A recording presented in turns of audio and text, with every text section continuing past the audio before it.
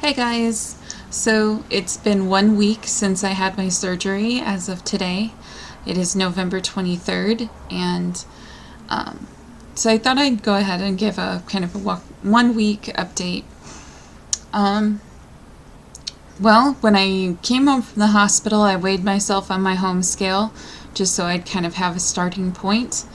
My home scale told me that day that I weighed 415 pounds. I had boosted up a little bit from, all the fluids and stuff in the hospital. As of this morning, I weigh 404. So there's a very distinct possibility that by the end of this week, I will be in the 300s, which will be the first time in over a decade that I have had a 3 at the front of my weight. And that's a pretty big milestone. I remember when I lost enough weight to hit the 400s and how mind-blowing that was for me, because I never thought that I could successfully lose weight on my own in any capacity. But the idea of being in the 300s by the end of this week is just, I don't think that I really thought that that was gonna happen so soon, but it really seems like that's probably gonna happen. I'm dropping about 2 to 3 pounds a day, and that's not because I'm not doing what I'm supposed to be doing. I'm actually very successfully getting in 6 to 8 ounces of fluids every hour. I am meeting my 60 grams of protein a day goal, very much because I have decided to employ one specific material, and I'll go ahead and show that to you guys. I've been using this, which is one protein shake, but it has 51 grams of protein in it. So what it does is makes it so that my goal for the day pretty much has to be drink this one can and then have some, like a bit of broth or something with a little bit of meat to it, and then I'm good for the day. And I think that that's really helped me both with my hydration and with my not feeling like things are a disaster. So, like those are the two things that a lot of people struggle with in the beginning, is dehydration and managing their diet. And I think that because of the game plan that I set up for myself before I even had the surgery, I'm doing super well because of it. I will admit that I've hit kind of the hibernation syndrome of the situation where I can only be awake and doing things for a couple of hours, and then I will be back to bed. And usually I wake up because I have to go to the bathroom, and that's just how it's been going.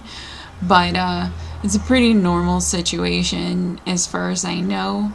And, sleep is always a good thing. It's a time to repair and, a time to be more comfortable. And I think that all of these things are good signs for the fact that my body is doing what it's supposed to be doing.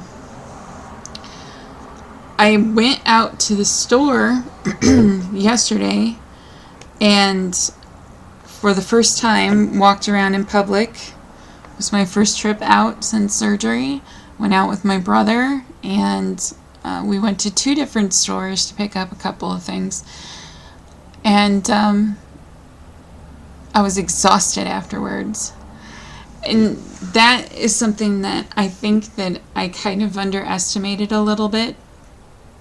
And it's probably going to last me a little while. And it did reaffirm the fact that, it was a good idea for me to take time off of work. There's a part of me that feels like I should be working, but every time I have an instance like that where I'm exhausted after doing something that typically wouldn't exhaust me, I realize, there's still room for healing and improvement before you're ready to go back to full-time being at the beck and call of clients and things like that. So anyway, I think the only downside I've really run into is the fact that since I live alone, it can be kind of isolating to be at home all the time. I'm really hoping that as my energy levels increase, I can start spending more time with, you know, a couple of friends at least. I think that that will help, and I'm really hoping that I can find a couple of people who are willing to put up with my low energy or my need to move slowly. So anyway, I think that that's the biggest downside is just the exhaustion and a little bit of loneliness, but I kind of expected those things when I came into it.